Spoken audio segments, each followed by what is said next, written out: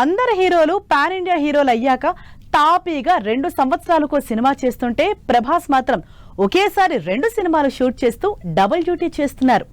రాజాసాబ్, ఫౌజీ అయిపోతే ఈ ఇబ్బంది లేకుండా ఒక్క సినిమా మీదే కాన్సంట్రేట్ చేస్తాడనుకుంటే లేటెస్ట్ గా నాగ్ అశ్విన్ ఇచ్చిన స్టేట్మెంట్ తో ప్రభాస్ కి మళ్ళీ 2 సినిమాల షటిల్ సర్వీస్ తప్పేలా లేదా?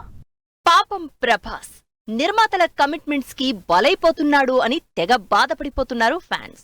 సినిమాని ఈ సంవత్సరమే స్టార్ట్ చేస్తాం, నెక్స్ట్ ఇయర్ రిలీజ్ చేస్తామంటూ మాట ఇచ్చేస్తున్నారు. ఆ దెబ్బకి ప్రభాస్ కి ప్రెజర్ పెరిగిపోతోందన్న టాక్ నడుస్తోంది. లేటెస్ట్ గా కల్కి 2 షూటింగ్ ఈ సంవత్సరమే అని చెప్పడంతో ప్రభాస్ మళ్లీ 2 సినిమాలు ప్యారలల్ గా చేయాల్సిందే అని తెలుస్తోంది. ప్రభాస్ ఇప్పటికే రాజాసాబ్, ఫౌజీ సినిమాలతో బిజీగా ఉన్నాడు. ఫౌజీ స్టార్ట్ చేయకముందే కల్కి, రాజాసాబ్ కలిపి షూట్ చేశారు.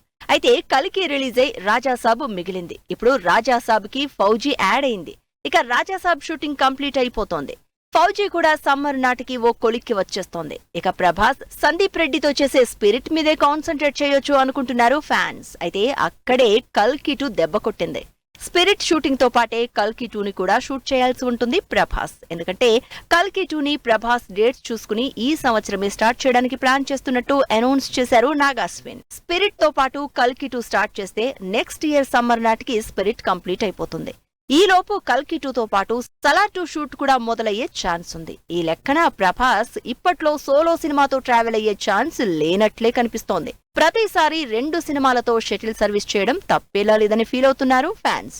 మరోవైపు కొంతమంది మాత్రం మా రెబల్ స్టార్ కాబట్టి ఒకేసారి 2 సినిమాలు చేస్తూ కెరియర్ ని పరుగులు పెట్టిస్తున్నారు అంటూ సంతోషపడుతున్నారు. మరి ఈ సినిమాలు షూటింగ్ చేస్తున్నారు కానీ రిలీజ్ విషయంలో కూడా అంతే స్పీడ్ ని చూపిస్తే బాగుండు అంటూ ఫీల్ అవుతున్నారు అభిమానులు.